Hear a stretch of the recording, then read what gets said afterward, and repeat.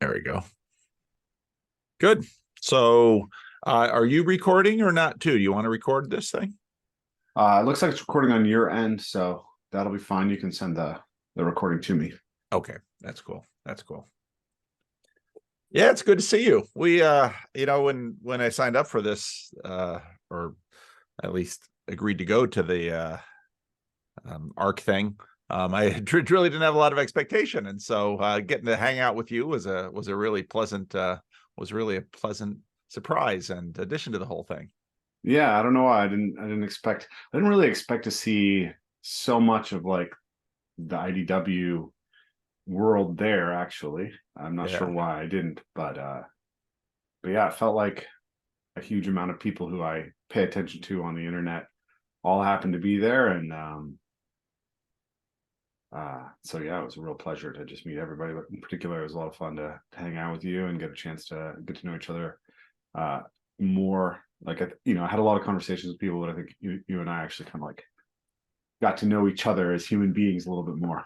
Yeah, yeah. Well, in physical space, at least Yeah. where, and it was, so I watched, I put this in a video a couple days ago, but um Dave Rubin did a talk with Philippa Stroud before the conference, and she sort of laid out a little bit of how this conference emerged.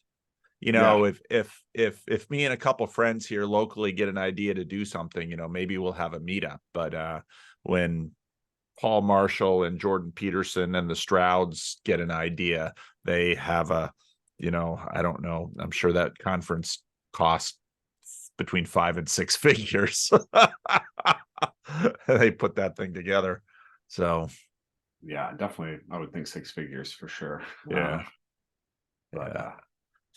Well, yeah, where do we want to start talking about this thing, or what do we want to start talking about first of all? yeah, I mean, I think I was interested in like what were your big takeaways? Like, and yeah, maybe we'll start there. Well, my take on the conference evolved during the conference because I didn't quite know what to expect. When I got the app and started scrolling through who was going to be there, it was like, oh, these aren't randos and and the Yeah. usual people I spend my time with. These are people with titles and names and positions and wealth. And then when the program came out, and it was like, oh, we've got political figures and people who are interested in international policy and all of this. At that point, I sort of got cold feet and wondered, should I even be there? I don't know if these are my people, or this is my jam, but I was already committed to it and was like, okay, well, let's just go and see what happens. And then the first day, yeah, especially when they had a lot of the political speakers, I remember way back early with Jordan Peterson why he didn't like church or preachers, because preachers lied. And what he meant by lied were they said things that would gain them status and following instead of saying what they really thought. And listening to a lot of the political speakers, I thought, politicians lie at least as bad as pastors. Yeah.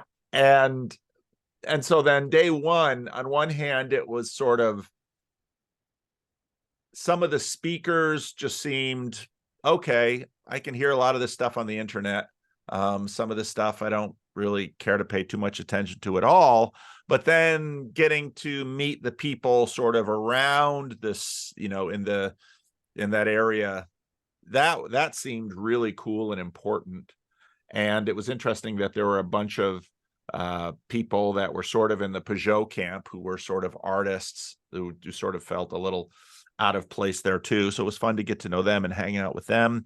Day two wasn't really a great day, but day three, things began to sort of gel for me. And I began to get an idea of, especially with Peugeot's speech, it was like, okay, this is who are here. This is what they are doing. This is what they are at least trying to do. So the conference grew on me in terms of, okay, this has value, and beyond just I had some frustrations with the format of the conference, but I can sort of get a sense of what they're doing. There are a lot of conflicted agendas here. One agenda was sort of bring at least the willing remnants of the IDW back together, and that's a lot of who we saw. Except it wasn't, right? Like, Yeah. I mean, the IDW was there, but they weren't speaking, No. right? Not that felt like pretty remarkable to me, actually, to have you know, the Weinstein brothers, Heather Heying, James Lindsay, Peter Boghossian, like all of sort of, you know, Dave Rubin, kind of, it felt like a lot of Jordan's allies in the original sort of idea of the IDW were all present, but were not foregrounded. There was something very interesting to me about that, and very yeah, I don't know. It was great for me, right? Like, because I got the chance to speak with all of those people, and I had really amazing conversations with all of them, and they're people I've wanted to chat with for a long time. But it was kind of strange to feel this, like, the IDW was where the center of the energy was, and then it collapsed. And in some sense, it's like it was coming back together because Jordan had put this thing on, but it wasn't really back together. It was like, the band's all in town, but they're not together. And I think partly because Jordan sort of moved on from it. Mm-hmm. And it was almost the sense of, well, Jordan now has new friends. Yeah. And they're all on stage. And the IDW, who, you know, I've done some video work on Eric and Brett. Mm-hmm. And Eric and Brett are really not in sync with the rest of that conference. Yeah. Yeah, I agree. They're not I spoke extensively to both of them about that, actually. Had a really particularly wonderful conversation with Brett and Heather. But I think that I'll give you my take on it now. I think it was in some sense similar to you, in that it did grow on me as it went. But my initial take was, when I was invited to come, I was like, I'm not sure if I want to go, right? Part of that was just because I've been, you know, there's been a lot of demands on me, and I was very stressed at the time, and it was like one more thing on top of everything else. But the other concern was just, how much is this specifically a conservative event? And a politically conservative event. Politically conservative, yeah. And it's a funny thing, because there's many ways in which it would be fair to describe me as a conservative, but I also am very much trying to actively escape the polarization of tribalism. And so I don't necessarily want to get captured in things that feel, it's like, I would hesitate to, you know, be featured on Fox News, or hesitate to go to the Republican National Convention. And it quite felt like the Republican National Convention on the first 2 or 3 speakers, right? Yes, it did. The old Speaker of the House and the new Speaker of the House. And I was at that point so politically uninformed that I was like, who's that guy up there? Yeah. And I think it was Nathan Japes said, he's the new Speaker of the House. I said, yeah. Oh, wow. Yeah. Is this the kind of event we're at? Yeah, that's what I felt like, right? I was like, oh, okay. And that was particularly interesting, because that was my first, like, worry. And also a mutual friend of ours, I asked if he was going, and he said no because of that. And I don't want to necessarily get deep into that, because I don't want to drag him into a fight or anything. But yeah, it was a hesitation. So throughout the event, I had this feeling that I don't know if this is like a new conservative movement and a new conservative alternative to a progressive NGO infrastructure, or if it's a movement that happens to contain a lot of conservatives. And even that seemed to be actively in tension amongst the speakers. There was a point in the energy and environment talk where Dennis Prager started just lambasting the left, and Michael Schellenberger is sitting next to him going like, hey, I'm still a liberal. Right.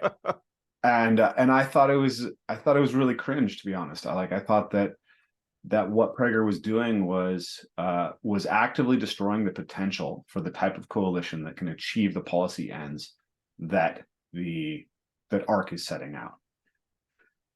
So there was that tension, and then there was this very interesting tension around Christianity within it, which so, you know, if we go back to the 1990s and sort of the moral majority and the kind of the return of the right to a lot of political power, it was motivated by evangelical Christianity in America. And of course, you know, when America sneezes, the rest of the world catches the flu. So in some sense, our politics are downstreaming around the world. And I had the sense that it's not clear whether it's that there's a sense that I think is fairly universal, though not even universal, right? Because I think everyone who's involved, there's the better story part, the governments and free markets governance part, and the social fabric part, right? There's three primary tracks. Everyone in the better story part, in some sense, was grappling with Christianity. But, you know, Alex Epstein doesn't care about Christianity at all. Right. Right. So, and Bjorn Lomborg, I don't think so either. Like at the O2 Arena, when Murray and Peugeot and Peterson are batting these things back and forth, Lomborg looks like he's just not in the right room. Right. But amongst the people within the better story part, what the actual relationship to what Christianity is and looks like going forward feels, or for that matter, right? Like there was a talk about the West and Judeo-Christian, and it was like all of this felt very like I don't know what everyone actually means, and I don't know if what speaker A means and what speaker B means are actually particularly well aligned. So I had like, I'm having a great time. I'm meeting lots of people. This is cool. And if this is about a better story, I don't know if the story is coherent at the moment. And at the same time, I also had that sense of that I don't know if the format is fit for purpose. And this was informed by the fact that I had done the Respond project last year, right, with the crew who's trying to organize things around John Vervaeke, right? And so they had brought together, I think, 9 speakers and had us all sit down and like hack out, like we all sat down and said, what are the most important subjects that we need to talk about as far as building a wisdom ecosystem, right?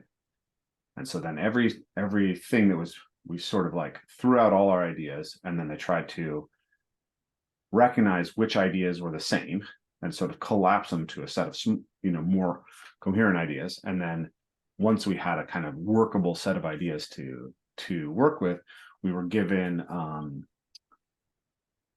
the option to basically rank order which topics were most important to us.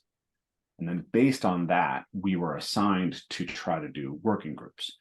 So these 3 thinkers and like 3 facilitators in a room talking for an hour and a half about how to get a better wisdom ecology around existential threats, or around the role of religion, or around embodiment, or around the environment.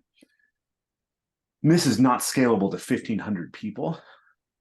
But I looked around the room and saw all these people like an Eric Weinstein, like a Brett Weinstein, like a Heather Heying, and said, okay, well,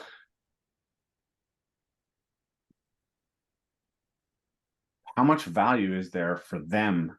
For how much of their potential to add value is harvested by them just being in the audience? And, you know, maybe this is prideful on my part, but I felt the same about myself, right? Like I'm looking at it and I'm saying,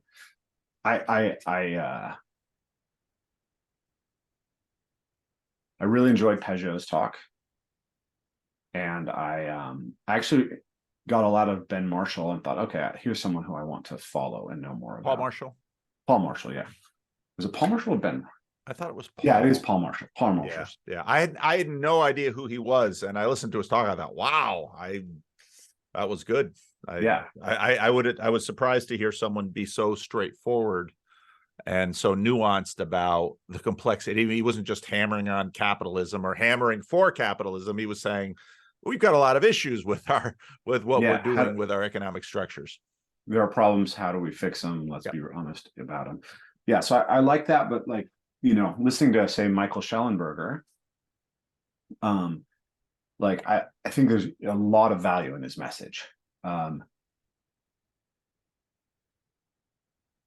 For me, having him condense it that short and serve it to that audience made it less valuable for me than if I was to listen to a podcast interview with him or just go read his Substack, right? And that was kind of how I felt about a lot of the speakers. Now, interestingly, the place where the conference hit was with Peugeot, with Bishop Barron, with Joshua Luke Smith, with the music.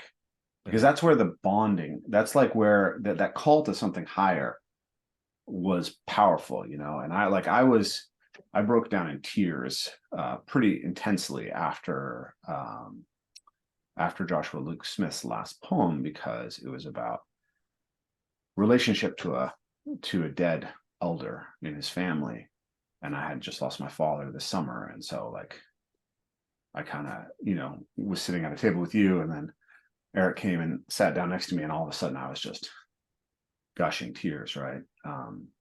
That to me, that type of stuff, it's not going to be the same if you're not in the room. But I wondered, like, with that much talent, was that format really fit to purpose to energize people, to help to actually solve a better story, not just to propose a potential better story, but to begin sort of utilizing the energy of the people there, the intelligence of the people there, to achieve greater coherence, such that then they could go act it out in the world. I think those 2 points are really excellent. The coherence of the better story and its underpinnings, because that's where the tension with Christianity is. And then was the format fit for purpose? And I think those, the first video I made after the first day was, we were hearing a lot of sort of, in some ways you could say, boy, wasn't the British Empire great? We just got to get back to that. Yeah. It's like, well, I'm not here for just the facile anti-colonial narrative either, but there's a reason modernity is receding and liberalism is creaking and it's being assaulted from the left, and you're all sort of lined up to fight the wokes over on the left. But the other critics from the left, let's say, the Weinsteins, for example, a lot of the IDW criticisms of liberalism were sort of from the left and the right, and then the religious critiques of liberalism from the right. So I think as the conference went on, and especially with Peugeot's speech, and to a certain degree Bishop Barron's speech, they were then able to integrate a little bit more of that critique there. But was the format fit for purpose, I think, is a huge issue, because number one, it wasn't at all clear from the format what their purpose was. Yeah. And two, by listening to some of the speeches, especially by some of the leaders, if in fact you want to sort of create a network, this format really didn't make a lot of sense, because most of us either we've heard most of what was spoken before, or we can find it on YouTube if we want to go look it up. This isn't a case where you had a bunch of neophytes in the room and you're going to inform them about all these things. You had a lot of extremely well-connected, well-informed people in the room, and you're basically having them sit in a room and listen to, direct information. And it's like, it's really? monological. It's monological rather than, or sort of, obviously there's a strong dialogical element in the networking that happens implicitly, but there's very little structuring of that. There were the dinners, right? But aside from listen to the speakers and then go talk amongst yourselves, there wasn't any facilitation of how that talking would take place. Right. Which to me, I just think that model doesn't achieve as much as it could. And it's probably not when you think about the value of the time, I mean, it was a remarkable feat that you got 1,500 people of that caliber in that space at the same time, and you had their full attention for the most part. Mm-hmm. That is a huge accomplishment. But then you also have the responsibility to, okay, you've got that now. What are you going to do with it? And I felt most people probably salvaged the time by doing a lot of what we did, which was, okay, they're not really facilitating networking here, so I'm going to go and do some of that on my own. Yeah, I ended up skipping half the talks on the second day and more than half on the third day to just give myself opportunities to talk to the people that I was interested in talking to. And, I'm excited to see, in some sense, all the talks come out, because there's some of them, that I maybe will benefit from. But it just felt like, like my conversation with Brett and Heather was probably the highlight of my whole time over there, right? It was incredibly rich and intense and like forwarded my thinking in important ways. And so it was like, for me, it was more valuable to go seek those opportunities than to go to a talk that may or may not end up being really good. Like the inconsistency of the conference for me was really crystallized by Jonathan Paju and then Agu Iroquois. I think it's Agu Iroquois. It was, honestly, it was quite amusing. The preachers and the politicians, frankly, had a really bad showing at this conference. A lot of the preachers, too, were just like... Man, it was really funny to sit next to Not all the preachers, though, but yeah. Bishop Barron was good. Yes. Bishop Barron was good. And Paul Stroud was good. Okay, I didn't see that one. And that one hasn't been on YouTube yet. He and Philippa are really key in terms of understanding what they want to do here. And they don't have the profile of Jordan Peterson, at least not internationally. But I probably should have, I didn't seek, I mean, thinking back on it, I probably should have tried to sit down with Brett and Heather, and, I had a little bit more interaction with Eric, but what I didn't want to spend my time doing was basically sitting down and, because of a status differential, just hearing a lecture about things that I've heard them talk for hours on YouTube anyway. Maybe it didn't go that way with Brett and Heather. It was not that way at all. It was it felt like a peer-to-peer conversation that was really, really rich.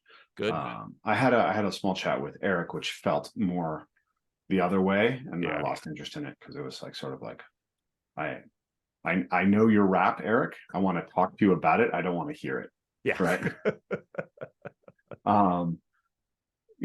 And you never know what the circumstances are that give rise to that. And we've all got many demands on our attention. So we all kind of go toward default. So I'd love to have a chat with Eric in the future.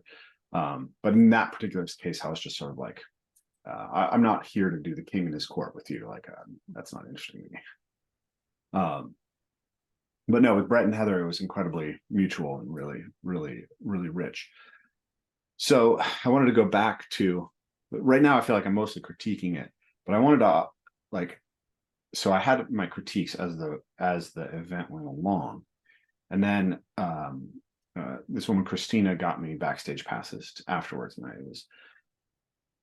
I was able to go talk to Jordan, and Jordan asked me what I thought of the event, and I was kind of cagey. I was like, well, it was great. There were some things that I think could be better, right?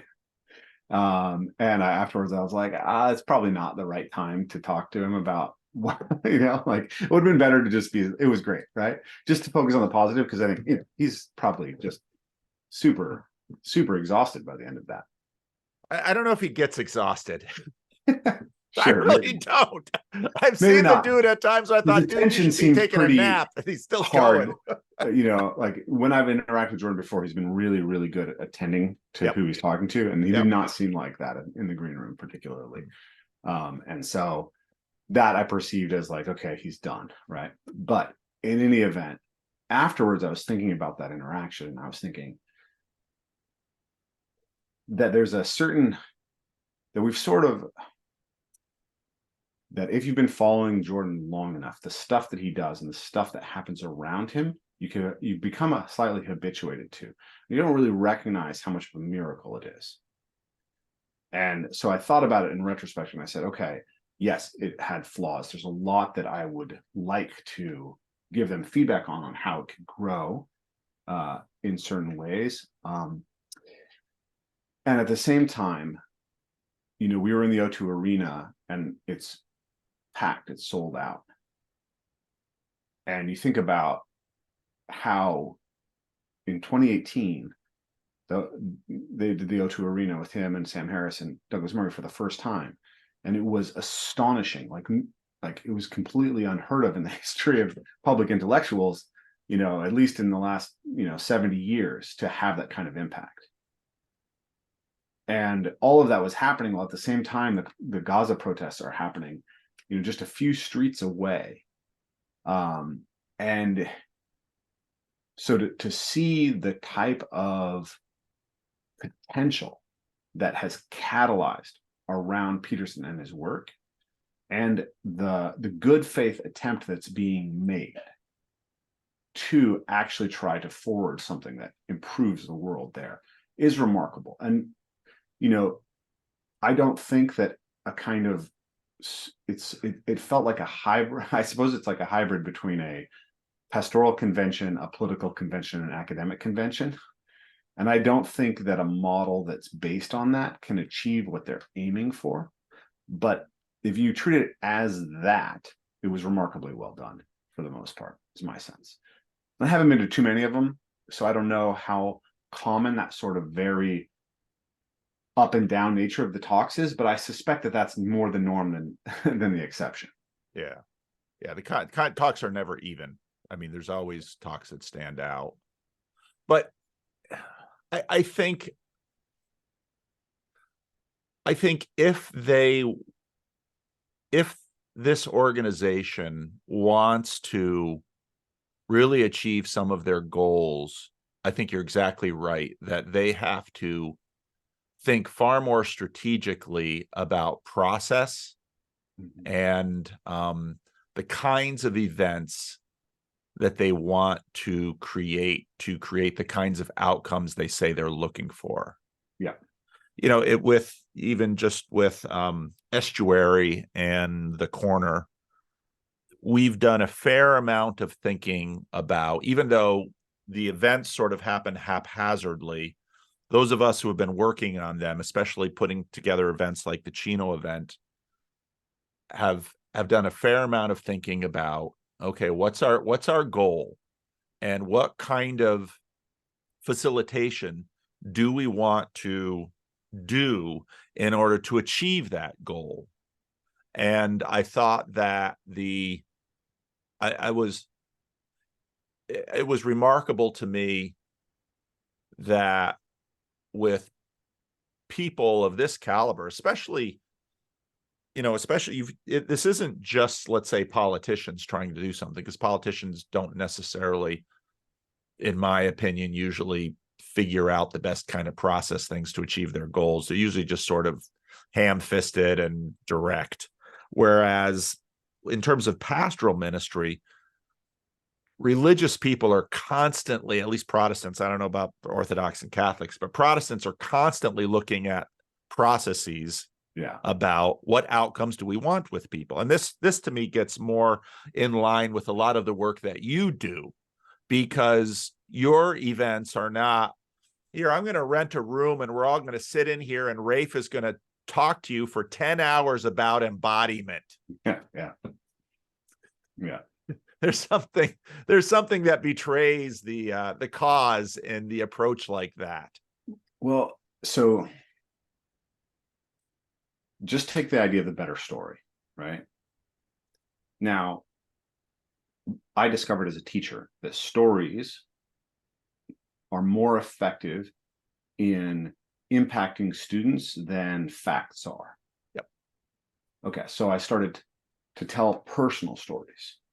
And then I discovered Jordan Peterson's work, and I discovered archetypal stories, and that these types of stories can have, even in some sense, they have a different type of power than anecdotal stories. They're both really powerful, but together they play really interestingly. And songs tell stories and bring people into story in a really profound way.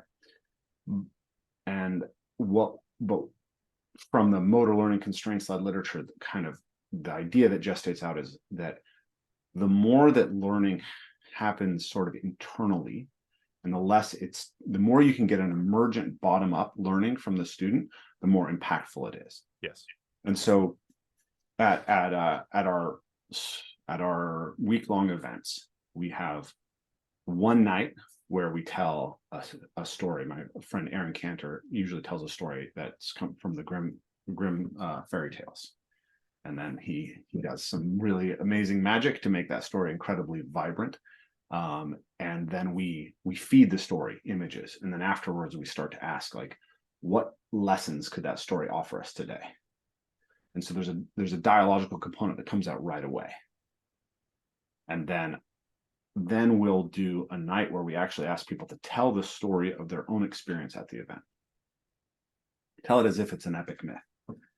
And then it's theatrical, and everyone has this incredible, it coheres people so powerfully. It's really interesting. And then on the last day, I will give the kind of synthesis, monological, this is what this is all about. This is the history of it, right? But I still start with story, right? I don't actually start with theory. I start with a story that kind of contains it. And then we have a question and answer and dialogue session after that. But that's after all this embodied work. And so I bring that up because, like, looking at this conference, it's like, it would have been very interesting to be separated into groups. I don't know how you would have done it with 1,500 people, but to say, okay, you've listened to the first 3 talks. What is the story of ARC? What is the story of ARC?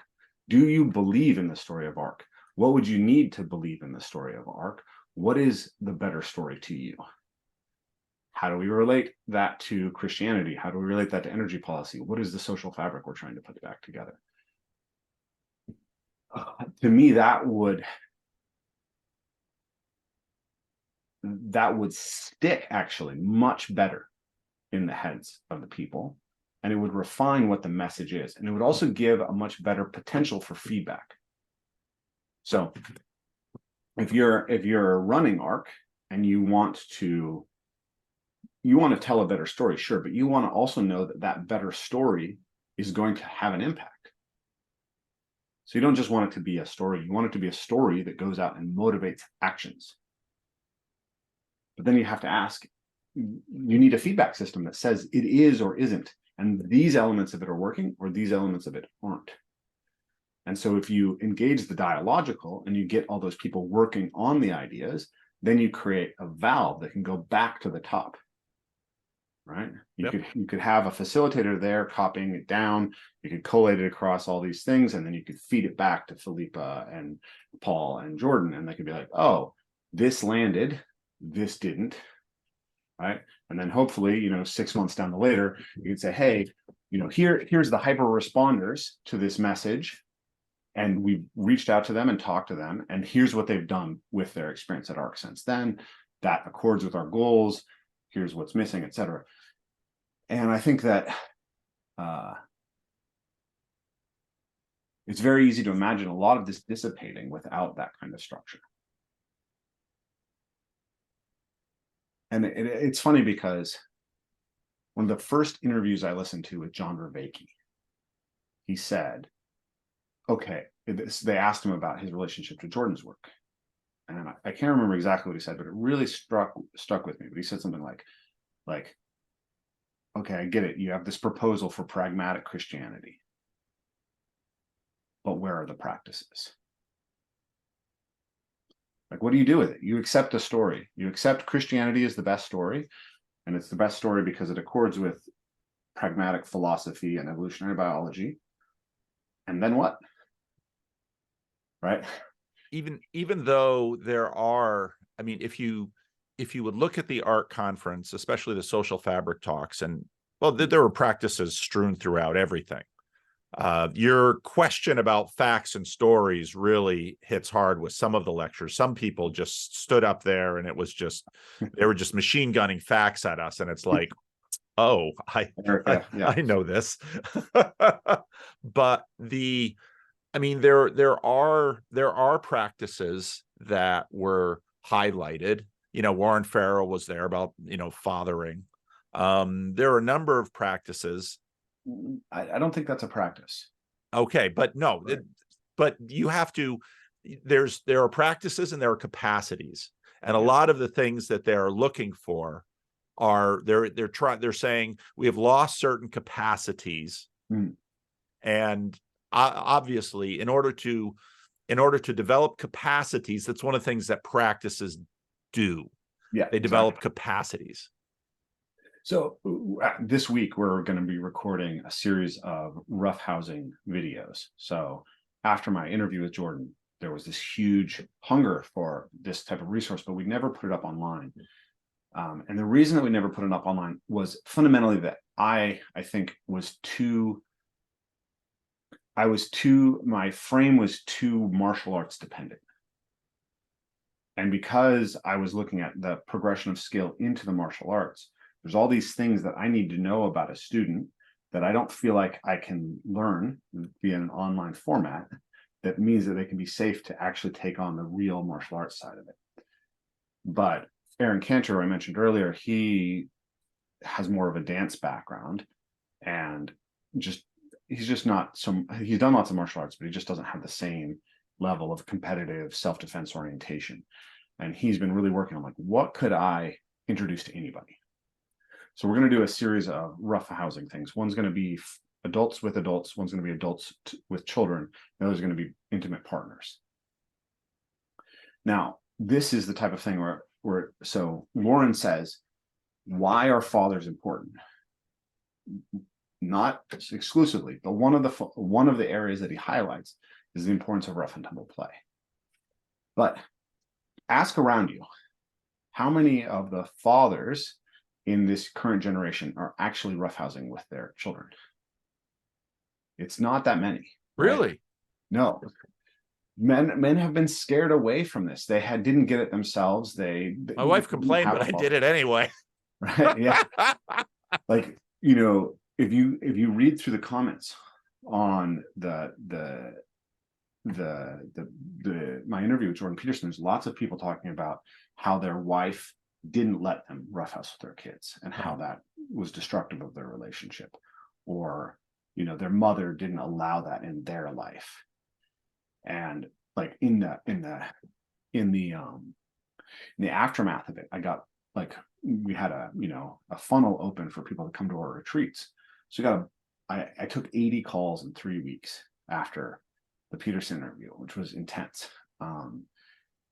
And a lot of them were actually women who had little boys who were intensely physical, who had husbands who were incapable of engaging with them physically, and were desperate to understand where they could go to get support, because they're trying to roughhouse with their kids and the kid is too intense and it's too physical and they're too scared and it's not working. Right? And so they're like, who can I go? So I have little ADHD boys all around the country, right, who I hooked up with a local parkour or martial arts coach to help them get a little bit of physicality.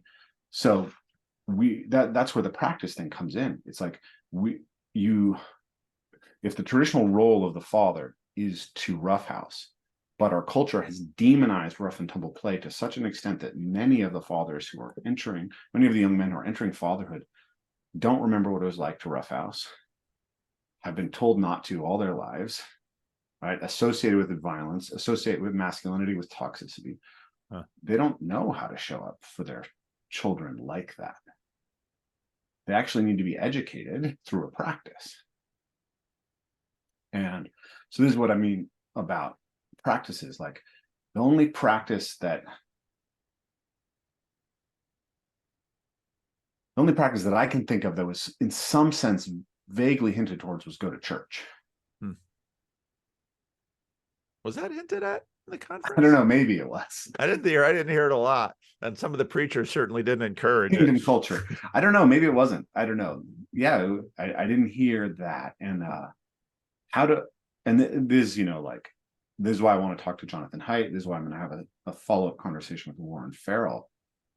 It's like, the problems that you are highlighting really, really important, but it's not enough to say stop. You have to say, how do we grow a play culture in the wreckage of what we've done? How do we grow? It's the same. Actually, sorry, now I'm ranting, but hopefully it's interesting. The other area that I've been thinking about a lot is the relationship between men and women. You know, and that was very much a subject, right? Was that we need men and women to actually be able to commit to long-term relationships. That's fundamental to a thriving society. That's fundamental to the social fabric. And we need to figure out how to develop the capacity for that. People enter into marriage with the desire to do so, but we have not worked on capacities for that. So how do we build that capacity? And and so it feels like I was reading Warren's book, and I really like Warren, and I think there's Warren Farrell. I think there's a lot of wisdom there, but I think that there's a lot of 1960s programming there, and this idea that if we liberate both men and women from their social roles, that it will that it will just make things better. Right. Now, he wants to liberate men and women from their social roles, and also he wants to recognize the ways in which culture has traditionally been cruel to men and cruel to women, right? He starts with cruelty to women, now he moves towards cruelty to men, but he's saying culture fundamentally asks things of men and women that are not fair, maybe. And then we should liberate and address the unfairness, and then things will be better. Someone like Mary Harrington or Louise Perry, I think, are now kind of on the other side of this. Liberation is goodness, right? Yep. Where they're like, actually, we tried liberation, and the only people who really benefited were narcissistic, psychopathic, sexual predator males, right? So maybe we need something different. And the way that I've been framing that is that we need an aspirational model of masculinity and femininity. And that model has to actually be like Andrew Tate is putting himself forward as an aspirational model for young men. That's not a healthy model. A society does not thrive when young men aspire to be Andrew Tates. Jordan Peterson is another aspirational model for men and women. And he's doing some really good work in describing his relationships and his dynamics around relationships and how personalities work. Yep. I think there's more to be done there. Yeah. I think there's more to be done there. Well, Jordan's also a rather extreme. I love the Pierce Morgan interview he did actually with Michaela there, or the one that led into Michaela, because Pierce Morgan asked him something about himself and, you know, what he would say to himself or what he would think of himself, and he said, you know, he's a little much, and in that way, Jordan he's kind of an extreme example, but at least he has maintained marriage to his wife, speaks with fondness and still passionate about his wife, all of those things. But you're right, we need, and we also need models that aren't on screens. Models and stories, models on screens, that's all well and good, But the real models that people can actually interact with are models in your relational network that you can actually go up to and have a conversation with. Yeah, it's interesting because if we have no cultural model at all, like no broad narrative model, then it's hard to recognize, right? Like I felt like one of the reasons why I became a conservative, let's say, when I was a conservative, was because yeah, I was a victim of of the liberalization of sexuality in the alternative, in the counterculture community. And I saw that basically there were no men in my community who I wanted to grow up and be like as a father, as a husband, right? There's lots of other remarkable things about the men that I grew up with, as far as artisticness and vision and any number of other things. But what they weren't was faithful, present, devoted fathers and husbands. And so when I grew up sort of thinking of Christians as deluded, old-fashioned, kind of ridiculous people. But I kept running into these Christian families. I started teaching gymnastics, and I would have these wonderful kids who came to me, and I'd meet their families, and their families would love me because I was a great coach to and I'd spend some time with them.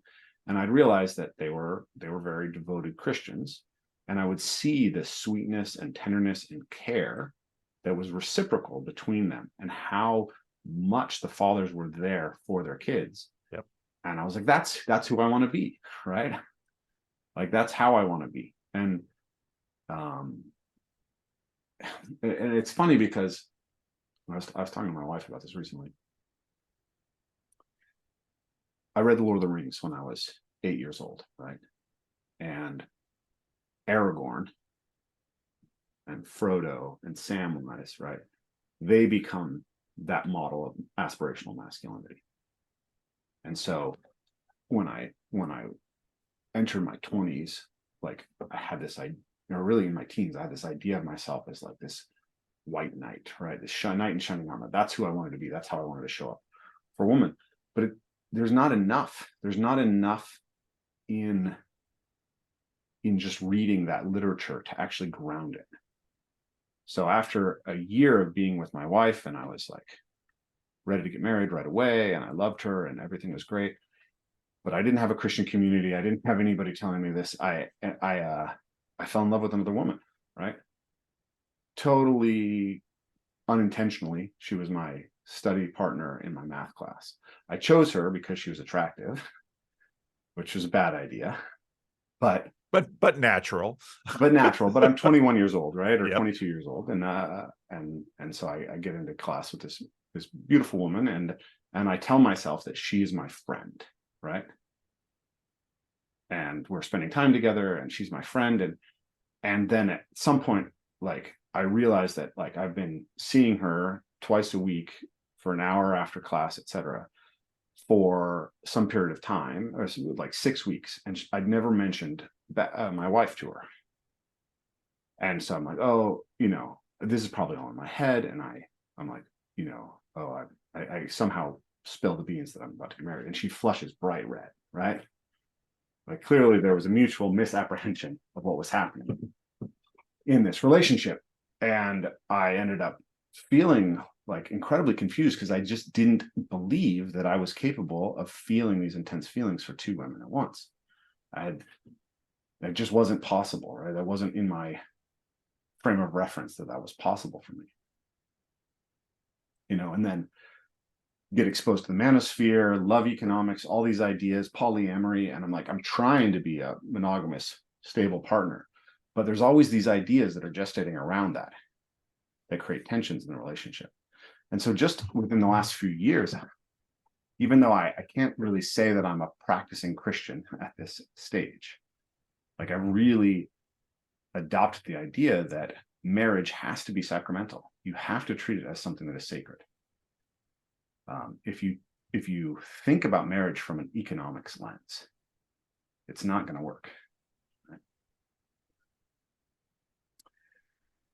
And especially if you imagine that if you economize sexuality too. If you look at sexuality within that framework, Yep. where you're trying to maximize, in sort of an evolutionary psychology sense, I'm trying to maximize, Yep. the fruit of my loins. It's like, Yeah. well, that's polygamy. I remember thinking about this about Jordan, right? Back in the day when he was talking about how like the Darwinian frame is the outermost frame. We can't get past it. I was like, well, why do you have only 2 children, Jordan? Right? Yeah. How is that the outermost frame for you? You claim it's the outermost frame, but you don't behave as if it's the outermost frame. No. And so I looked at that, I was like, okay, why am I not going to sperm banks? Right? Do I want, like, am I optimizing myself if I have as many little gene copies out there in the world as possible? But when I imagine what it would be like to know that there were all these little children of me in the world that I didn't have a relationship with us, it doesn't sound like an optimum. That sounds like a horror story to me. Yeah. Right. So I don't know. I feel like I've gotten a little off. No, but when it comes to ARC, I mean, that this gets into the question of the coherence and the definition of the better story. Yeah. Because for at least many of the headliners, certainly for the Stroud, certainly for Peugeot, certainly for Peterson, this question of certainly for Louise Perry, Mary Harrington, this question of a preferential position for monogamy, yeah, would certainly be articulated, that we want to continue to promote monogamy as our societal standard, as our societal ideal. That's what, because we believe it is best for society. And Louise Perry and others have nicely articulated that monogamy isn't, if you're imagining we are ruled by the laws of the jungle, monogamy is not sort of in first place. Then you sort of have this situation where the alpha males collect most of the mateable females, and then the other males just become drones and worker bees. And as a civilization, we have said, no, actually, part of what monogamy facilitates is that more men down the line actually get to be fathers. And also, obviously, with polygamy, how are all of these offspring actually going to have the kind of relationship with a father like we were just describing with respect to rough and tumble play? You're not going to get that. No. I mean, that's that's the kind of, I think that's a big part of the point of both Louise Perry and Mary Harrington's books, which I got to read earlier this year, is, Mary Harrington talks about the feminism of care versus the feminism of liberation, right? And the feminism of care is fundamentally that what women uniquely bring to the world is this capacity for care, and that when their economic roles were cut down, the meaning that they experienced in life was decreased as they were constrained. And there was one reaction to that was give us all the freedoms that men have. And the other reaction to us was celebrate us for doing what is most, because it is that, even if it's a smaller role, it's still the most central role that exists. Yeah. And so that, if you start talking about, another book that I've been reading recently is called The Genesis of Gender by Abigail Favale, a wonderful book. Yep. And she talks about how the idea that a woman is someone who self-identifies as a woman originates in nominalism. Yep. And that when we have only efficient causation, we don't have a way to think outside of that. But once we take on formal cause, then we have the idea that actually a woman is someone whose biology is organized around the capacity to bring children into the world. And I know, right, I've talked to enough people who are strongly identified with feminism to know that a lot of them will balk at that and say, now you're saying we're just baby making machines. But for me, you can't get to an aspirational model of masculinity and femininity that you want a child to grow into without acknowledging this fundamental reality that a woman's body is organized around the capacity to have children, and a man's body is organized around the capacity to provide and protect those children. Right? Provide for and protect those children. And that if a man's life is not organized in some sense around being that provider protector for children, I think it's a failure. Right? It's a failure to truly launch, because that's the highest purpose that I think that we can serve. That's the instantiation of agape into the life of each individual. And we are in a social economic system that, obviously when you hear this critique of, let's say, traditional masculinity and femininity, the idea is, well, we're going to have differentiation. Oh, so okay, how does that work actually with bringing people and children into the world? You're going to have one woman and one man give birth to 50 children so that all of the other people are sort of sexless. They're not actually sexless. They don't do reproduction, but they're just all out as worker bees in the world. Elon Musk. Yeah. Well, and instead of this vision where the participation in the development of the next generation is something that is broadly distributed within the culture, which again has been the vision, where men are workers, but they're also fathers. Women often are workers too, but they're also mothers. They're always working. Yeah, like, everyone's working. This is something that I think is really, for me, there's a frustration point in the dialogue around gender roles or sex roles. I don't even like the term gender, let's say sex roles, is that there's a weird way in which it seems to have crystallized in the 1940s and 50s at an extraordinarily historically unique point, right? The idea, the stay-at-home housewife who doesn't have economic productivity is a post-industrial idea, right? It's not. It's and so this is where I get. This gets to the kind of one of the tension points, I think, here, right? You have Warren Farrell. Okay, we reached that point. Women need liberation, and then men need liberation from the provider protector role as sort of preventing them from being vulnerable, right? And they need access to children. And then you have the Mary Harrington, Louise Perry are saying, okay, there needs to be. Have I lost you? I'm here. Can you hear me?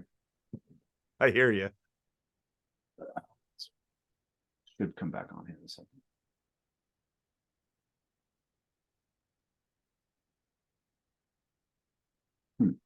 Here it is. Okay. As I was saying, one of these areas that I think, sorry, it's like bouncing around, but right before we got on, I was on Twitter, and Brett was talking about what he talks about, which is this idea that, okay, the traditional religions are metaphorical truths, but metaphorical truths arose in an ancestral environment, doesn't reflect the current environment.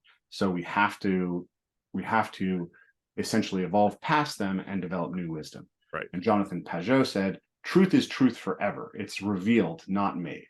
Right. Yes. And I said, Pajot has a really important point, and Weinstein has a really important point. And Pajot, by going to Revelation, is actually preventing any bridge from being made there. Because Weinstein is absolutely correct that we don't exist in the past, and we face a constant updating problem. Yep. And Pajot is right that there's aspects of wisdom that are passed down that are completely unchanging. We're never, if we remain human beings, we will always have to do a sexed reality. So if our current wisdom doesn't understand the reality of sex, it's a failure, right? So we can't just progressively update, but also we have to update. Yep. And I think, you know, where for me, Peugeot's strongest case is, show me a story that reaches the limit of what Christianity reached, as far as symbolically showing us the pathway towards pro-social behavior, right? That's, if you can't get past it, you sort of have to update off of it. Right. And I think that is a killer argument. And the other one is just that we're not actually very good at reasoning our way towards better moral rules. So we need to be very careful about, because the truth is, we don't, I mean, this gets back to what we were talking earlier with respect to practice and theory. Yeah. We like to imagine, we theorize the future and then act it out. The truth is, it's very messy practice. And at some point, it begins to dawn on us that these practices are better than those practices over here. Mm-hmm. And so then we begin to sort of all migrate over to these practices. And then we, you know, and then the process continues again. But this sort of realization that, no, we're not theorizing our way into the future. We're sort of bumbling our way into the future, but hopefully with a little bit of a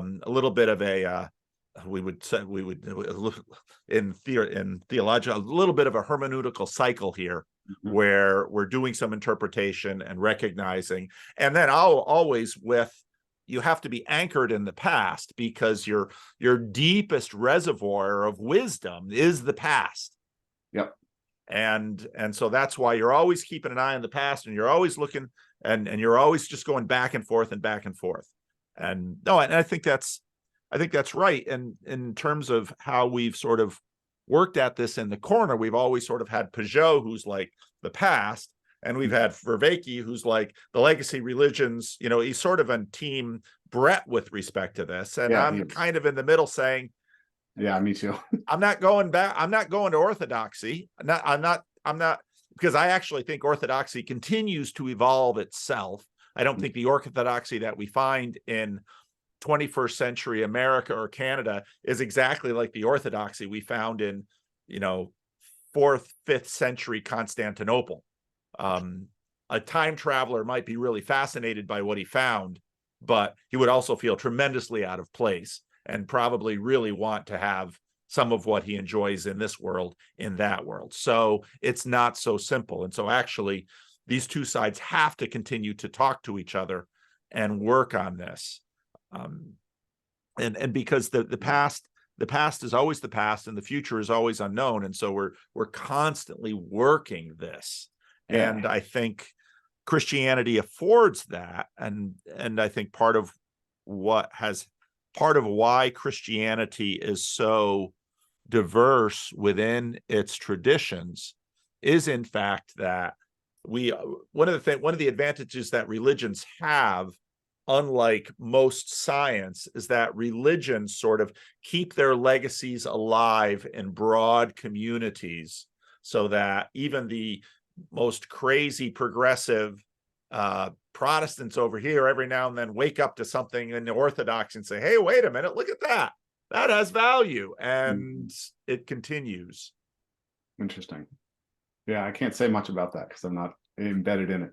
I guess to rewind back to that idea of the dialogue between the wisdom of the past and the problems of the future, you know, like that was one of the really valuable things I found in Peterson when I first encountered his work, was that that's the fundamental conservative progressive dichotomy. Yep. And I had a really fascinating conversation with James Lindsay as well.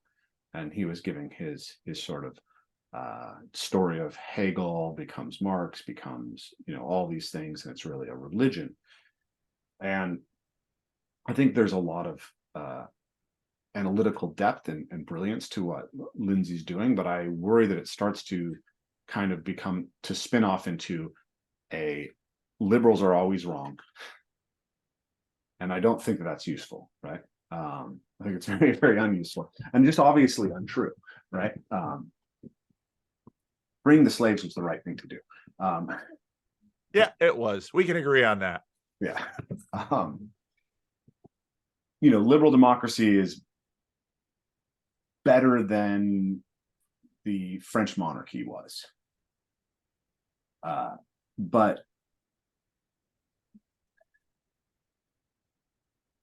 what was interesting was he was talking about the sort of sense that the liberalism almost, not liberalism, progressivism tends to sort of descend towards a kind of Gnostic assumption.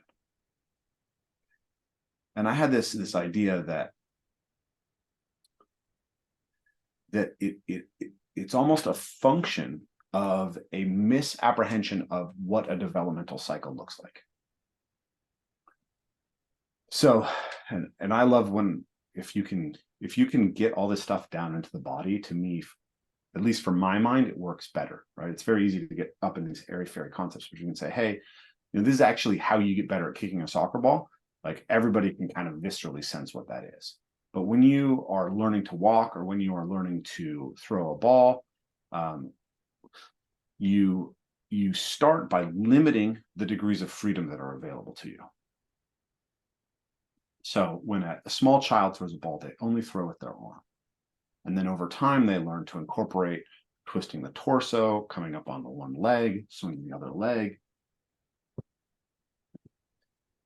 It's my camera battery dying. You gotta get a little fob for your camera to keep the thing running. Okay. Is there a thing for that? Oh yeah. There's things for all Send me this the link. stuff. When I'm up there, maybe I should help you redo your gear here. Yeah, that sounds good. Okay. As I was saying, so a child starts to learn to throw by using only their arm. And then they learn to incorporate their torso, and then they learn to incorporate their hips and their legs.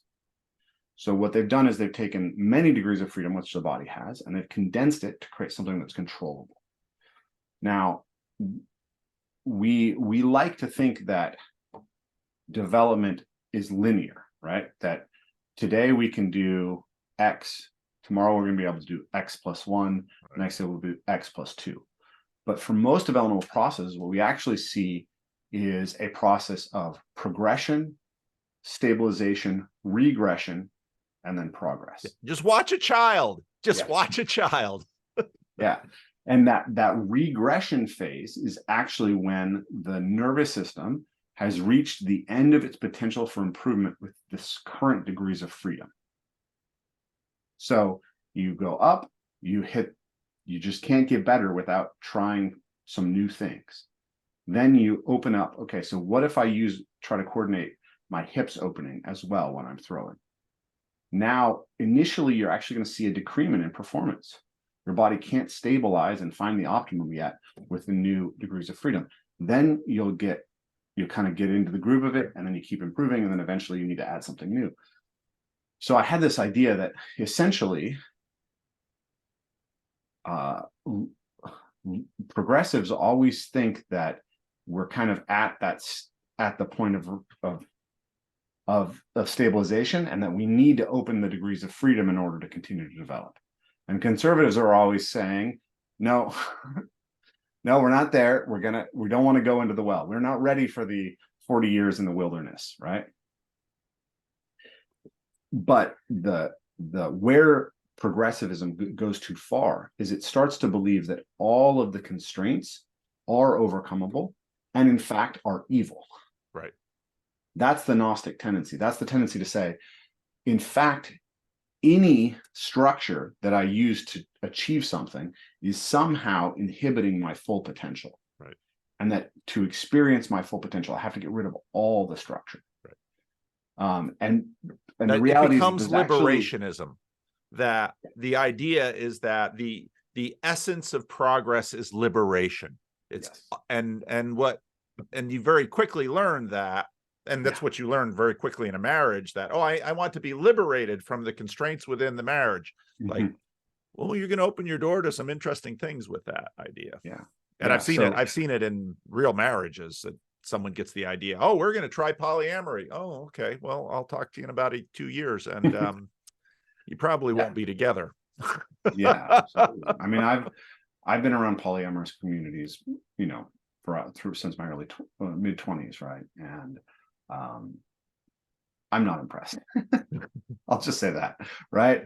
I won't say that there's nobody who seems to be having a good time,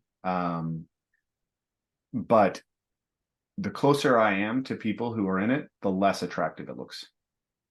But now take your idea, and instead of, this is a critique of Jordan as well, the focus on the individual. And now think about, let's say, the family as a unit, and take that metaphor that you've just had and work that with the family. Mm-hmm. And then the family's up there, and work that with communities, and work that intergenerationally.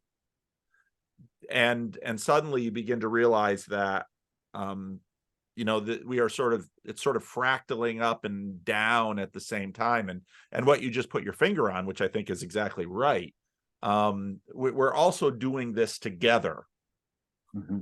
And we don't even know most of what we do. We don't know what we're doing in terms of theory or consciousness. We are running through programs that have been inherited, these first drafts that we've had, but then along the process we're trying them out. But I think that dynamic that you just illustrated, I think is excellent, and it's an excellent illustration of this dynamic between, let's say, you could say progressivism versus conservative, but those aren't, it's not just that. Yeah. So Mary Harrington shared this quote. I can't remember the original author. It's not her quote, but it's that reactionaries are people who chase shades on the eternal hills. That in that sense, she identifies as a reactionary. So there's this, so you could say, like, you can very easily make a case that, let's say that right now, everyone we know who is polyamorous is really struggling to have a relationship.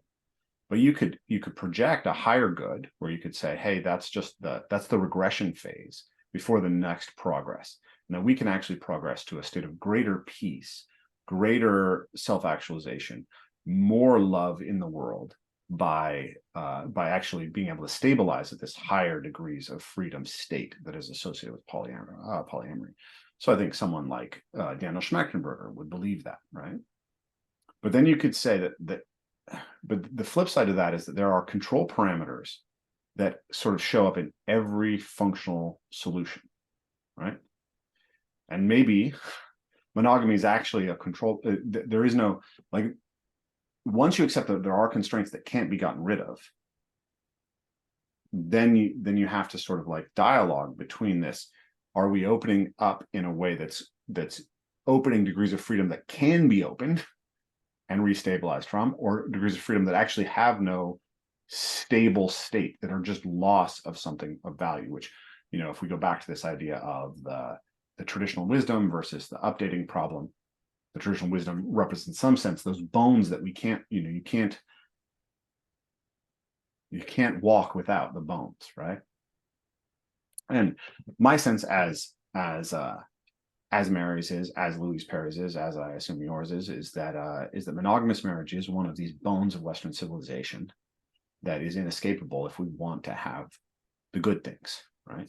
That we just as like you need to throw well, you need disassociation between the shoulders and the hips, and there's no pathway to throwing well where you don't have both a force coupling between these things and the capacity to disassociate them. There's no pathway to really optimizing human relationships that doesn't rely on this, especially once we consider the interests of children. Yes. But the core thing that I was trying to get at here is,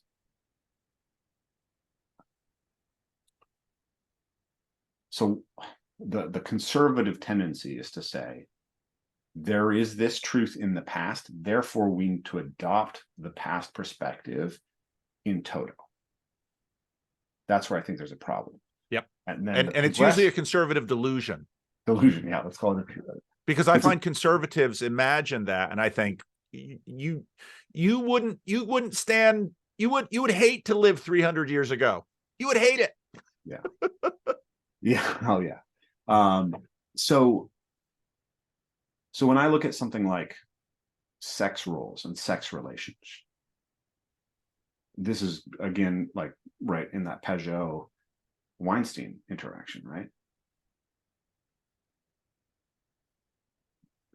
Who was I talking to about this? I was like, and this is a point that I got from Peterson, actually, that helped me in from a place of a pretty right wing alt right, like let's go back to traditional roles thing. He says, like, it is a better world when we have all the best potential neurosurgeons, and that means that you have to be able to search the female pool for neurosurgeons.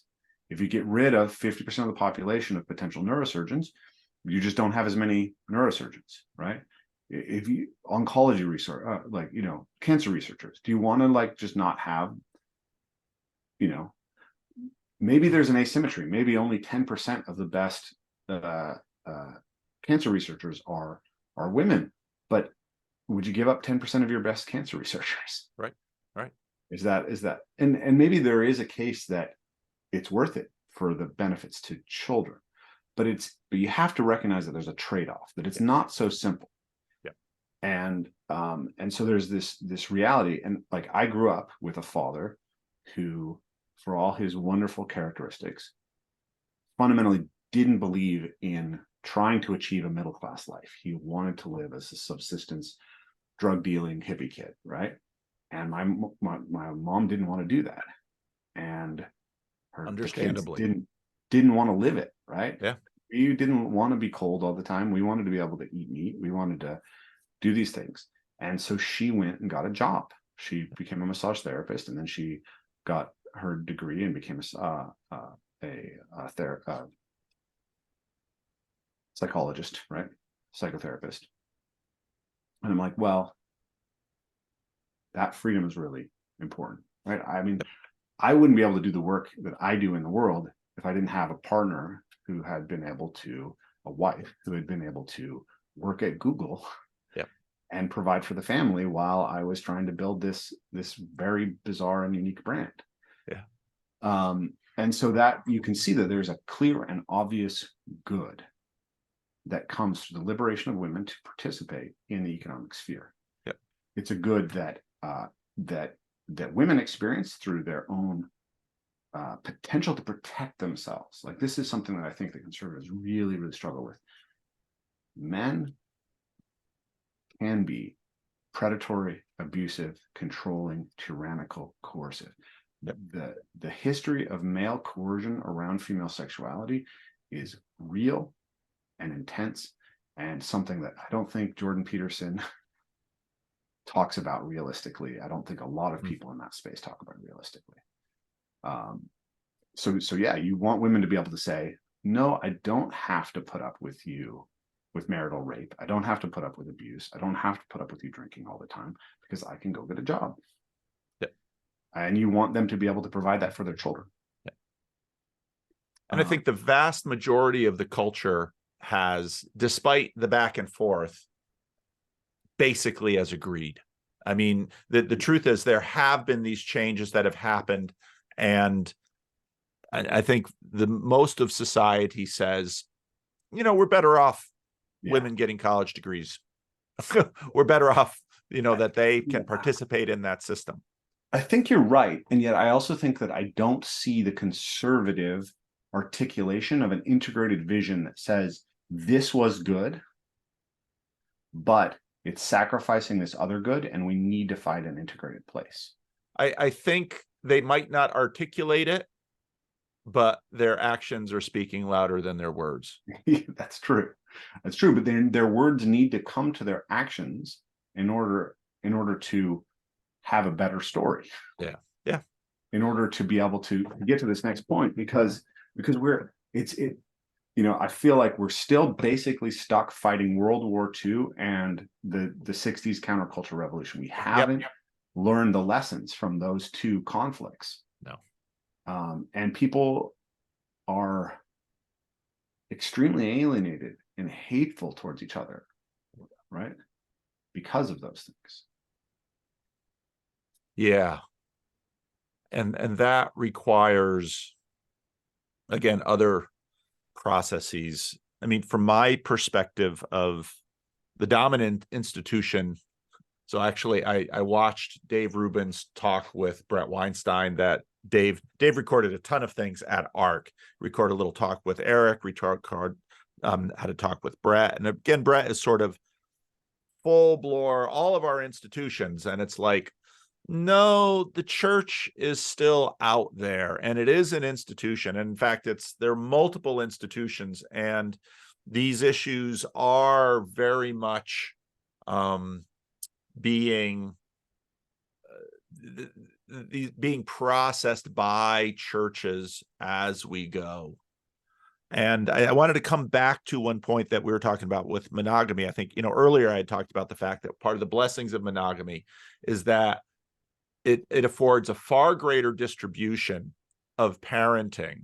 You can have smaller families, and children can have relationships with both parents under a system which is predominantly monogamous. But monogamy does have its downsides and struggles. Monogamy is aspirational, and both sides often struggle with it. But the thing I wanted to point out is that part of the vision of Christianity, which I seldom hear too many people preach about or talk about, is if you look carefully at the kinds of things Jesus says and notes, and in fact, even in the life that he lived, part of what goes into Christian time telling. So the Bible tells time in very different ways. So there's the present age, sometimes the present evil age, and then there's the age to come. And one of the things that I think, if you read the Gospels and you watch Jesus is very clear about the fact that there are limitations of capacity within ages. So in other words, we are only going to achieve certain things here. And a lot of our discussion about, let's say polyamory or progressivism has to do with, if we remove some things, can we have capacity for more things? And I think we've seen in the last couple of 100 years a tremendous success with capacity. But if you listen to someone like Paul Kingsnorth, then some of the downside is also highlighted. And so we are in this age, within an age of some pretty significant trade-offs. Polyamory, if you decide you would like to sleep with whomever you wish, there are going to be trade-offs with respect to that. And those trade-offs are probably going to be seen multi-generationally. Your children and your grandchildren will suffer because of decisions that you make. And every parent knows that. Every parent understands that many of our decisions have trade-offs, which not only are realized by us in the now, but realized multi-generationally. And part of the vision of Christianity is that there is an age to come where many of the limits on capacity that are imposed now, basically due to the fact that human beings without limitation tend to be enormously destructive of themselves and those around them, that as basically in terms of Christian theology, as Christ and God works, basically with new ages come new capacity, and there is hope for participation in these new ages and new capacities. And that's something that is not afforded in a secular frame, because basically all you're stuck with is, let's see, my life and perhaps that of my progeny, or maybe some theoretical visions of humanity must be preserved. So I think, and I think that's an important thing to recognize, partly because a lot of the changes that have happened in our culture have in some ways been leveraged by the inspiration of a multi-age vision. That sounds super theoretical, and maybe I just lost everybody in that. Well, I think I see a through line, because it was a little bit too theological for me for a sense there, but so I describe myself, I guess, non-theistic Christian, or like a friend of mine who's very kind of devout Christian in the parkour community asked me, "Are you a Christian?" I was like, "Oh, depends, right? What do you mean? What do you mean by that word?" I'm sort of Jordan Petersonian in that way. But what I would say is that I'm very much intentionally attempting to be a follower of Christ at this stage of my life. But I'm not a practicing Christian in the sense that I don't do traditional Christian practice. I don't go to church. And I have tried, and I'm not sure that I may try again, but I'm not sure that it will stick for me.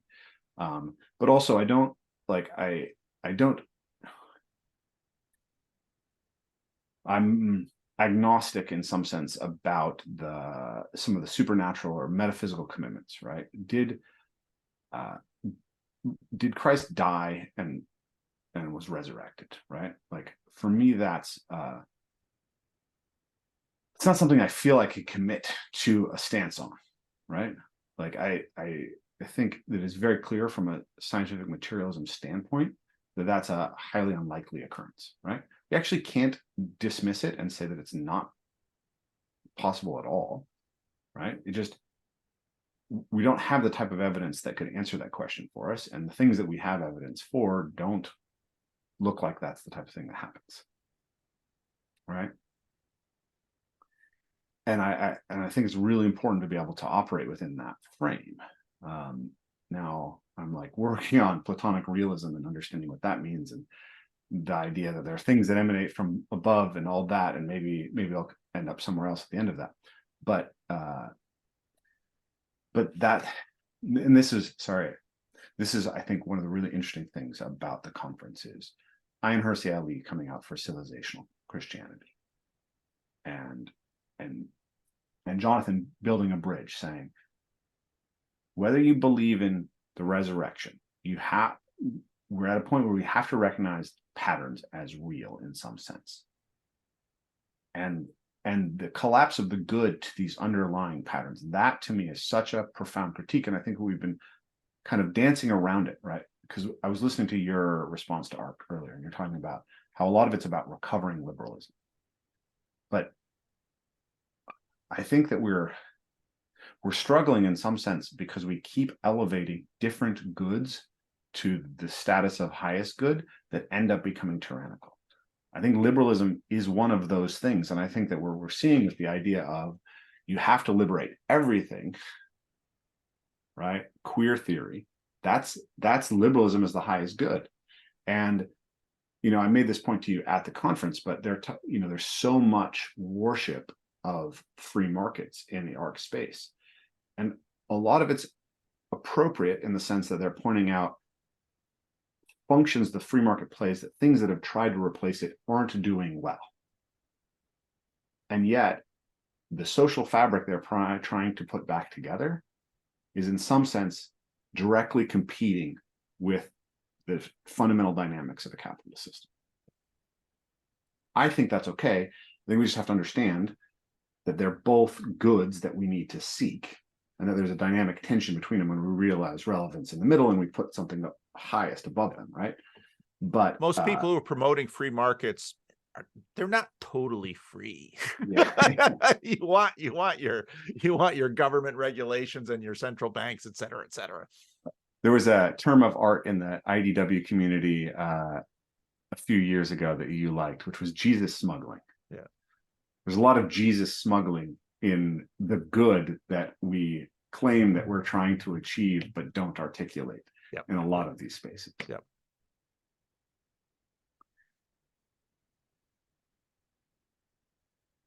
I've lost my train of thought. Well, what Jordan does with respect to Christianity and the future is he tends to take it symbolically. And in a sense, the future is always either a potential for heaven or a potential for hell. Yeah. And that tends to be the way that this flows. And you can argue that part of what Christianity afforded, because it had a much more developed eschatology than, let's say, Judaism, especially in the first century, and Christianity sort of takes off on Jewish eschatology in the first century and continues to develop it, is the future. When we think about the future, we think, it's difficult to know. It's difficult to know because the future is just pause you for 1 second, because Yep. a lot of my audience might be fairly secular. Eschatology is theory of the end times. Yes. The last things. It's sort of, it has to do with destination, ideals, and part of the dynamic of our ideals is that the ideals tend to have a gravitational effect. Yeah. If we have an ideal here, they pull us towards it. And because our ideals are so often so future oriented, the future pulls us into it. If we have this ideal of, let's say if someone has an ideal of a large, I want to have 5 children so that I'm surrounded by 50 grandchildren in my old age. And, I want to have a large house and I can watch them all play and they'll all have cousins. There's an idea that sort of pulls us into the future. And Christian ideals have been doing this for a very long time, and they have shaped practices. Many of the cities in the area established in New England were like New Haven, Connecticut. If you do some research on New Haven, Connecticut, it was modeled after this vision of the New Jerusalem in the book of Revelation. And so this idea of transformational ages in the future is very many ways the product of Christian ideals and visions of eschatology. And that's why this culture war, these progressives this is Christian progressivism in our culture. It's all Christian heresy. Yes. So this tension there between, so I've thought for a long time that Peterson is a kind of actually a double-edged sword, both towards the evangelical Christianity, dogmatic Christianity that I experienced as a child, and towards the dogmatic secularism of the new atheists. And I think Peterson pulls his punches a little bit towards the Christians because he's got more of an axe to grind with the new atheists. But I think that ultimately what he actually articulates is radical for both. And I thought it was interesting in the Piers Morgan interview when he's really pushed on what he believes. I think he ends up basically saying he believes more or less what Vervaeke believes. I think he describes I wanted to send that to John and say, hey, Jordan's just articulating non-theism there. But I think that what he's saying is we have to treat, at the beginning of Maps of Meaning, he's basically saying religious stories contain a different type of truth. They don't contain objective truth. We can't treat them as containing objective truth. And so if we are, so I think, if you look at Agu Iraku or Miranda, I think Ewing, I think that when I hear them, what I hear is that Christianity that says absolutely the resurrection happened, absolutely God created the earth in 7 days, and these other theories are misleading, and that to me it's not going to work. When I think about, Jordan talks a lot about the scene, the Grand Inquisitor scene in Brothers Karamazov, right? Yep. Where Christ comes in and he kisses the Inquisitor and won't speak to him, and then leaves the door open, and the idea being that Christ's message was not actually achieved by the church, but they left the door open. And so as maybe I'm a Christian heretic myself, but from my heretical non-theist position, the way that I look at that message is sort of it's a mode of being which reveals the kingdom of heaven in a functional sense, right? Not in a I won't say that I dismiss the idea of a future time, because time is weird when we get into physics, right? there's a point at which like the universe is completely unrecognizable, and we don't know how patterns persist across that or what it would look like on the other side of that. But that's all very speculative, right? But the fundamental thing for me is that if you take on the idea of loving the world, right, as you love something that by loving it, you bring its being out and forth. If you take on that idea, that is the pathway to the kingdom of heaven. It's revealed before you, right? And that's why I think that's where I end up in a disagreement with Brett Weinstein, because I do feel like, or even John, because I feel like that is the limit case, that you're not going to get beneath that story.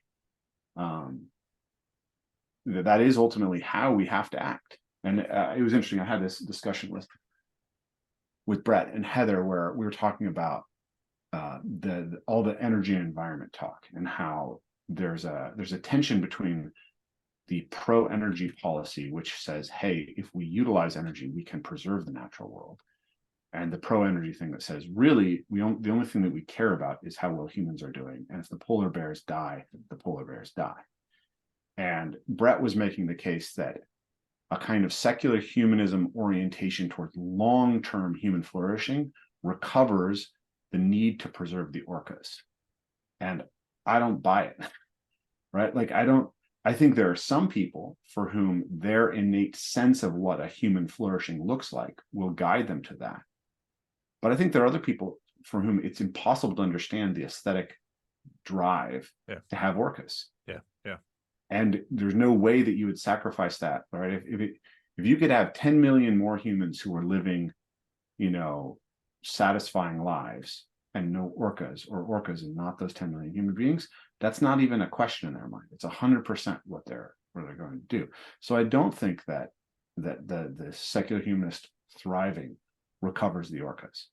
I do think that if you say that the world is good, right? God created the world and said it was good, and that we were tasked to garden the world, to garden it, care for it, develop it, care for it, and that our fundamental duty is to love. Yep. Right. Yep. To love even our enemies. Yep. That recovers the orcas, because it's our job to be the custodians, to be the type of animal that can love all the other animals. Yep. Love in a way that they can't even love themselves. Exactly. Yep. Yeah. To choose their capacity for being. Yeah. I've said a few things about my dad in this interview that are probably not very nice, right? Or haven't painted him in the best light. But my dad really was a brilliant man. I just published a memorial to him on my Substack. And what my dad said was, my dad was raised in the Catholic Church, and he left the Catholic Church to become, a member of the counterculture. He traveled in India and spent time in ashrams, and, had sculptures of Ganesh all over his house. But what he said was that we are here to be gardeners of Eden. And that was really at the fundamental aspect of his orientation. He told me once that he wanted to create houses that created more habitat than they destroyed. So he had living roofs on his houses. He built things out of mud and straw and clay, right? And he used found wood, right? As much as possible, he was actually going out and taking wood that timber companies had left behind, because it was warped and weird and deformed timber, and then he was building these fantastic sculptures out of it. And to me, that was like, when I fully sort of comprehended that, I was like, that's the vision. Yeah. And in some sense, I think that was Tolkien's vision. Yeah. Lewis's vision. Yeah. And so it comes from Genesis. It comes from Genesis, the book of Genesis. Yeah. That's the vision. That's the vision. Yeah. It's the Christianity that I experienced was associated with this idea of human dominion, right? Mm-hmm. And that everything that we did to the earth was sort of our right to do. Mm-hmm.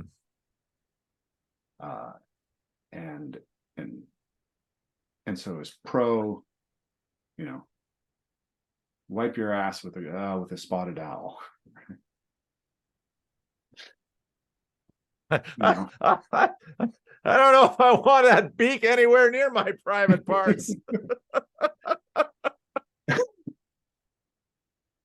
There was a coalition behind the sort of frontier extraction culture, the evangelical culture, Yep. the pro-corporate and the pro-hawk culture. That Yep. was the right-wing coalition of my childhood. Yep. You know, and there was an eschatology associated with that as well. Oh yeah, yes, the eschatology is it doesn't matter because Right. we're all in the kingdom of heaven. Right. Because the earth is disposable and the fullness thereof. Yeah, which I think is, to me, it's really, obviously I'm not nearly as deep in the study of the Bible as you are, but it seems fundamentally mistaken. It seems like what the Bible is saying is that this is it, right?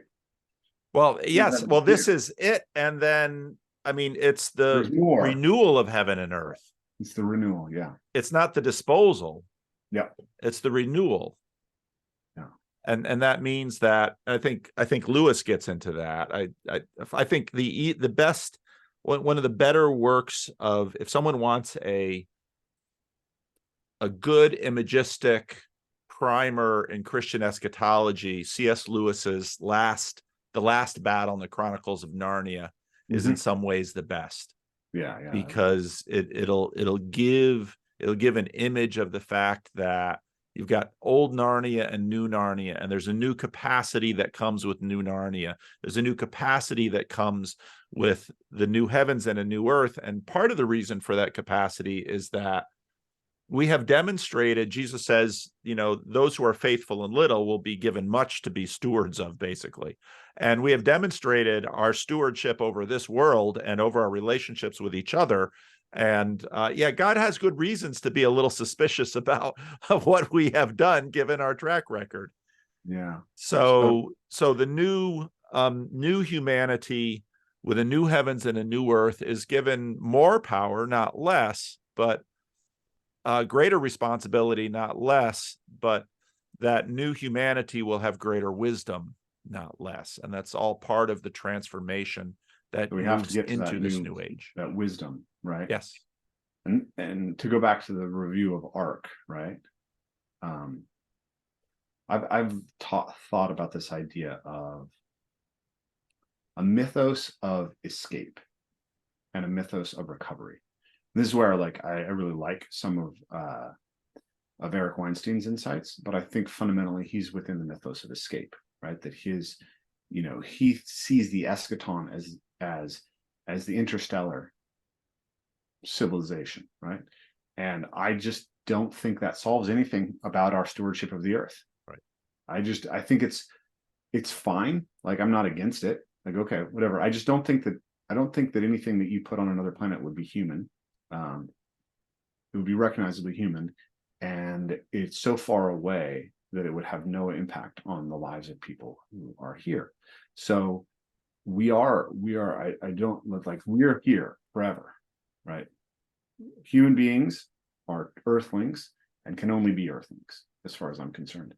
And so we can't digitize ourselves and escape, right? If we try to achieve the transhumanist goal of sort of altering ourselves beyond imagination, I think that's hell. I think that's a utterly destructive sedate. It's complete madness. And so what Tolkien talked about in On Fairy Tales, which I need to read again, is this idea that we go to those for this idea of recovery, right? Which is recovering the right relationship with this world, the right relationship between men and women, between adults and children, and between us and the earth. And I think that's the better story. And I think that what was served at Ark, it's sort of a cultural Christianity that's groping towards that, but isn't yet articulated. A broken down, modernized Christianity that really doesn't actually have much aspirational to it. And then a warmed up liberalism that doesn't understand the fundamental problems that are causing it to break down. And I think that for me, I would like to see Ark kind of continue to grow into the better story, what I would like to see is Charles Eisenstein and Daniel Schmachterger and Brett Weinstein and myself up there communicating about some of those ideas. And I would like to see a depolarization track, because if you're going to bring in all these conservative thinkers, conservative politicians, you're cutting off the potential for the coalition that can actually achieve these things unless you do something very proactive to counteract it. And the embodiment track. Well, I think you can feel free to do the conference that you think needs to be done. I think that would be a good thing. And no, thank you. I'll get invited to other people's conferences. I did a couple conferences. They almost killed me. Oh, yeah, they are. But I think I think that I left less skeptical than I came to ARC, because I do think there is, just as Jordan asked you for critique, and I think Jordan, with all of my conversations with Jordan, when he has asked me, I mean, I would often see him after an event and he'd say, "What did you think of the event?" I think he's very much in good faith. I think he wants to get feedback. He wants to, and I think the issues that we're talking about they're not unknown to some of the people that are developing this, but the process of building coalitions and finding partners. That one of the things that I've been most encouraged about in terms of the creation of this little corner has been, we have partners who we don't agree with on everything, but we at least create enough of a platform between us that all of us feel that we come from our conversations with, even with all those with whom we disagree, feeling I've gained more. And I think fundamental to this is, in fact, I think the insight that you articulated earlier with respect to agapic love, that in fact it is love. You go to a conference like this in order to love your rivals or your adversaries, or at least those who you disagree with, and then to engage productively with them in order to leave then hopefully understanding them better. Hopefully they might understand us better. And then I think it is in fact love that creates the capacity by which we can all together move into the future more productively and with less loss. Yeah. I'm just thinking, like, if ARC was framed around that idea, right? If ARC was if there was like, how do we love the positive of Western civilization better? Yeah. How do men and women love each other better? How do men and women love children better? How do we love the natural world better? Right? Yep. How do we love humanity and the natural world? Yep. And how do we solve the tension between those? Yep. Yep. Yep. And if that was the frame, I think that'd be very, very interesting. Yeah, I think that would have, because there was a sense of there was a sense of antagonism and rivalry and conflict. And Yeah. I think if we had love, they could have sort of said, all right, we have differences, but the truth is every marriage has both rivalry, antagonism, and hopefully love. And it is the love that helps the people work through their rivalry and antagonism. And that sounds strange to people, because people say, well, don't you marry someone you love? Oh yes, but you will find the rivalry and antagonism once you live together. Trust me, you will. It is there. And then you have the challenge. Okay, what do we do now? And hopefully we all grow out of it. So grow through it. So maybe that's a good place to land the plane, unless you had something. No, I think I had a thought, and I think that it's better to stop there. I think that's the perfect place to stop. it is. Well, Rafe, Oh, it's been far too long since we've spoken, and so yeah. to me it was just a delight, and again, really part of the blessings of that conference where we got a chance to spend more time together than I can imagine we ever would have. Otherwise, yeah. Yeah. I mean, several hours of in-person time was really cool, and Yeah. and it's that capacity for connection and relationship that drives our ability to understand each other better and show up for each other better in the world. Yeah. So, thank you for being there, and thank you for inviting me on, or me inviting you on, I guess. Well, I will send this to you, and yeah, and then we'll see where this goes. Okay. All right, Rafe. Yeah. Have a good day. Okay, take care. Bye-bye. Bye-bye.